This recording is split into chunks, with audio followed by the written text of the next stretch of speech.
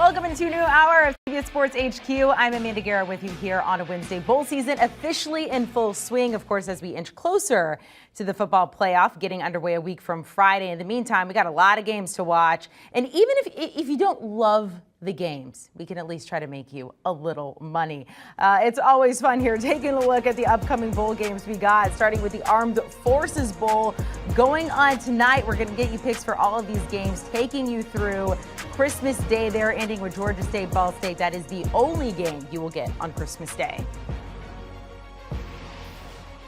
Let's welcome in our good friend Emory Hunt here to give us his picks. Oh, you're looking great today, my friend. Getting ready for the holiday. We got Missouri going up against Army in the Armed Forces Bowl. That's actually going on tonight, 8 p.m. Eastern. Eli Drinkwitz making it to his first bowl game there as head coach. Army, you got the triple option. That gives teams a lot of trouble. Army is favored in this one by 6.5, total 54 and a hook. What's your play here? I love opening gifts, and this is one gift for Army. Lay those points with the Black Knights. Here's the thing. Missouri's run defense is terrible. They won't have Tyler Beatty at running back. They won't even have Connor Basic at quarterback. So, to me, this screams lay all of the points with Army. I think they'll do a great job in taking care of business. Missouri needed every bit of their run game to be competent here against Army. They needed a big play passing attack. They won't have that with Connor Basic not playing in this contest. And how motivated will Missouri be in this game? We know Army will be motivated, and that's why I think they'll make light work of the Tigers tonight. All right, I like opening presents too. That's my first one. I'd like to open the second one here. North Texas going against Miami, Ohio. Tomorrow, 3:30 Eastern in Frisco, Texas. There, the Frisco Football Classic. The Mean Green, they had one of those turnaround seasons. They lost like 6 in a row, won 5 in a row to get to this point. They are not favored. They are a 3-point underdog in this. The total 54 and a hook. Where do we go? Listen, Denton's Finest does a great job in putting points up on the board, and I think that's going to be a problem for Miami of Ohio, who has a really solid football team, but they're going to be pressed to score because North Texas will make this thing a track meet. I think because of how their offense has turned it around toward the middle part of the season to where we are now, that's going to give them enough to take them in the points in this game. I like North Texas to win. Okay, I like that. I'll go with the Mean Green. You know, I lived there for so long, and I still have yet to go to one of those games. I'm trying to make it back. We got UCF going up against Florida. Don't shake your head. It's a big state, Emory. Going up against Florida and the Gasparilla Bowl tomorrow night, 7 p.m. Emory Jones will be the starter despite entering the transfer portal. Anthony Richardson out. He had a knee surgery there, so he will not be playing. UCF, they've had plenty of quarterback issues as well this season.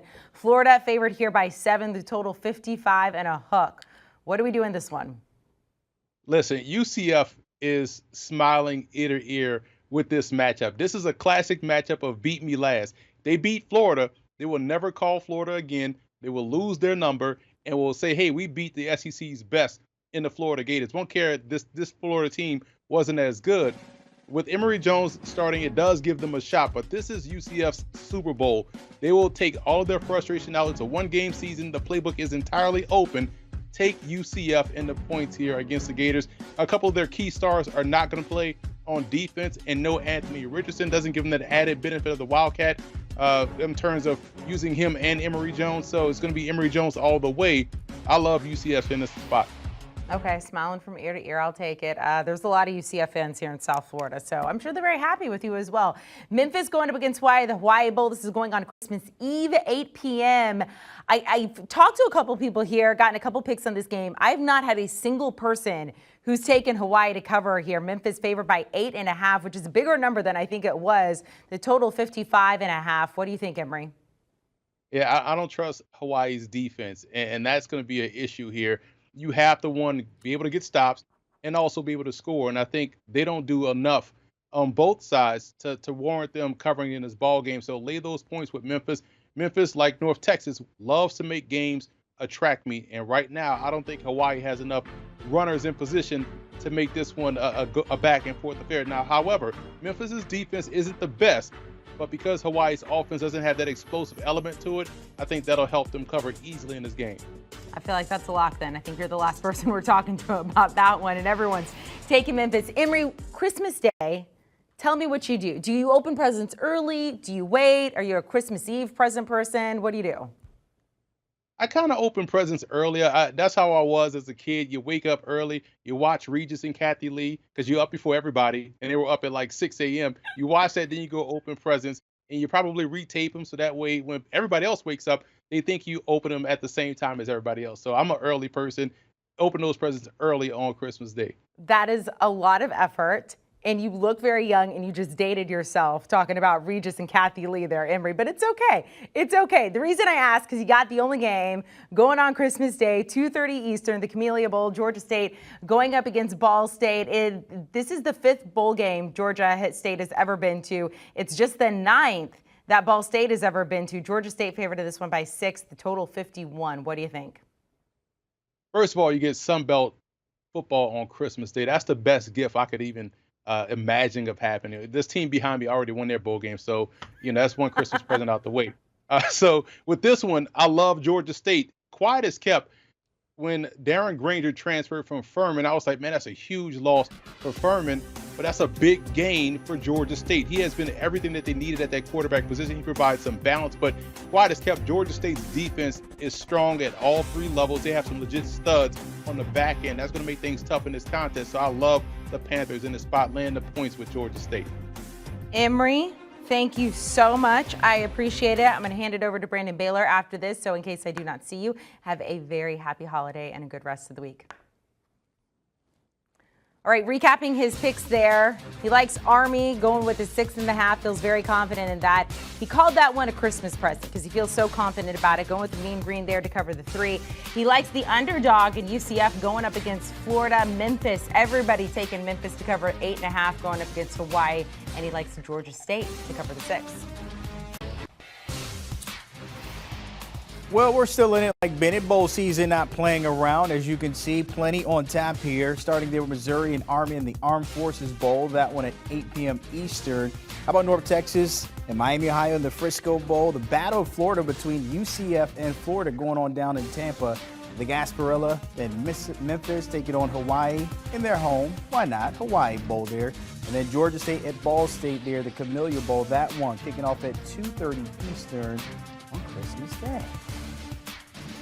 All right, time in to bring the co-host of the Cover 3 podcast, Tom Fornelli, sliding in through here. And let's get some of these picks here and your thoughts on these games, starting with the Armed Forces Bowl. Missouri and Army, Eli Drinkowitz getting to his first bowl game down in Missouri, but he has to deal with the triple option in Army. What's your play in this one? Yeah, it's a play that I think has been pretty profitable in all bowl games so far. We've had 11 games finish, and the over is 9-2 in all 11 of them, and I think it is going to be 10-2 after tonight's game. If you look at this matchup, there's been a lot of line movement where Army was originally a 3.5-point favorite. The total opened at 60, and as we can see, there's been plenty of movement because Missouri has since announced that starting quarterback Connor Bazelak will not be playing. Starting running back Tyler Beatty will be missing the game, and he has been just about their entire offense. And even on the defensive side of the ball, they're missing their starting defensive tackle, Akil Byers, and their leading tackler, safety Martez Manuel. Not exactly great going up against an option attack, especially when you consider Mizzou has one of the worst run defenses in the country to begin with. So I think Army's going to find plenty of success moving the ball tonight. It's just, I don't know if defensively I can trust them to stop Missouri, because even without Connor Bazelak at QB, this is a Tigers team that can throw the ball with a freshman QB and just has such a talent advantage over the Knights that I could see the Tigers getting plenty of points on their own. So I'm going to stay away from the spread and go with the over, because I think this one will finish closer to where that original total was at when it was at 60. All right, that over coming at 54.5, as you can see there on your screen. Let's get to the Frisco Bowl, North Texas, Miami, Ohio. The Redhawks, look, they got to this point by the passing attack there with Blaine Gabbert, or Blaine Gabbert's little brother, Brett Gabbert. Your thoughts on this one? Yeah, I think this is going to be another high-scoring game. These are two teams that really had to play well to finish the season strong and get to a bowl game. North Texas started 1-6 and won its final 5 games of the year to get to 6-6, reach the bowl game. Miami's won 4 of its last 6, and as you said, a big part of the reason in that turnaround for them was Brett Gabbert at quarterback. They opened things up offensively, and they're going against a North Texas defense, which isn't terrible if you look at the numbers, but matchup-wise in the pass defense and their secondary, I have concerns about them in this matchup. And on the other side, I think North Texas and the Mean Green, that offense has really kind of found a rhythm and a groove, getting more physical, running the ball a lot more. And I think that will be successful for them against this Miami team. And so I think this is going to be kind of a shootout. I lean towards North Texas on the spread simply because if we look at so far how things have gone for the MAC in the bowl games, it hasn't gone well. But I think the better play is, again, the over, as I don't see a whole lot of stops coming from either one of these defenses, and both offenses have shown a propensity for explosive plays lately. So I think we're going to see more of that. All right, back-to-back overs there, the first two bowl games. How about the Gasparilla Bowl down there in Tampa, UCF and Florida? This might be a rivalry for one side, not so much the Gators who are favored by 7, but of course, no Dan Mullen there. But if you're looking at this, how big of a game is this for the Golden Knights? Oh, it's huge for the Golden Knights. And that's one of the things that it comes when you're trying to bet a bowl game and figure out what's going to happen. Like during a regular season game, you know both teams are trying to win and want to be there because there's a lot on the line. It's not always the case in a bowl game. And if you look at this Florida team, you have to wonder what their motivation is for it, as Dan Mullen has been fired. Billy Napier's come in and taken over, but he will not be coaching in this game. And it's a roster full of players who really don't know what their futures are yet. Are they still going to be in Gainesville next year? Do they need to be entering the transfer portal looking for opportunities elsewhere? So don't know how focused they are on this game. Meanwhile, UCF, yes, they lost Dylan Gabriel earlier in the year, which was a huge blow for them, but they've been without him for long enough that they were able to figure things out offensively, and they found a groove as the season went along. And with Gus Malzahn, we know from his time at Auburn, there were plenty of years Auburn was not nearly as good as Alabama, but when it came time for the Iron Bowl, Auburn was prepared and ready and excited to play, and they made games a lot tougher for the Crimson Tide than we expected. And I think we're going to see a similar situation here because, as you said, this is a one-way rivalry. Florida has nothing to gain by beating UCF because it is supposed to beat UCF. On the other hand, if UCF beats Florida, that's bragging rights for a very large fan base in a state and a program that is soon moving to the Big 12 to kind of put that pelt on the wall and say, we took down the Gators.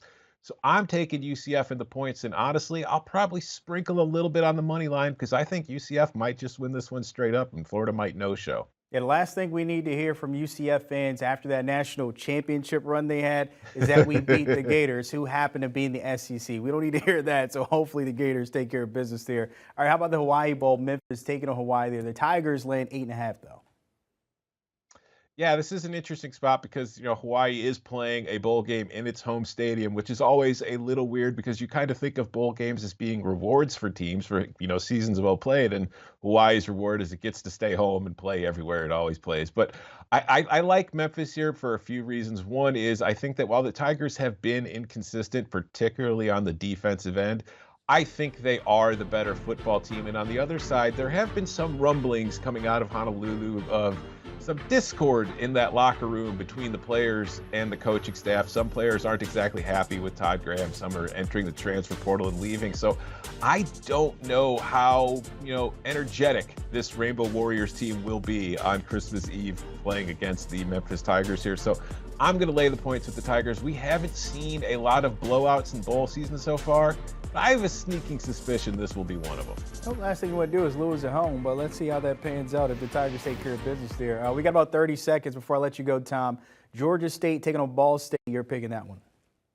Oh, the over. Again, these are two bad defenses, and one thing you can count on in bowl season, even though the games are harder to predict, bad defenses don't get good all of a sudden. They keep being bad, and Ball State has had problems stopping the run all season. Georgia State runs the ball really well, but defensively you can't count on them much either, so I see this as being a tennis match. 51 is way too low. It's going far over this one. All right, Christmas Day, we get the over there between those two. Tom Fornelli, as always, breaking it down. Appreciate your time with those picks there. The closer we get to Christmas Day, taking a recap here at what he actually laid out there, the over in back-to-back games with Missouri and Army, North Texas and Miami, Ohio, then UCF +7. Don't want to see that happen. But Memphis -8.5 there against Hawaii. And then the over once again at 51 with Georgia State and Ball State on Christmas Day. Don't forget the Cover 3 podcast. You can check the fellas out, not just today, but the rest of the week and into the new year. The closer we get to the CFP, always laying it out there. The latest, of course, the news with Texas A&M out of their bowl game. I'm sure plenty of more news will be cooking over the rest of the week and into the weekend.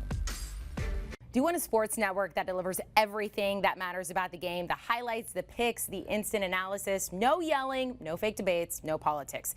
Hit the subscribe button and never miss a moment.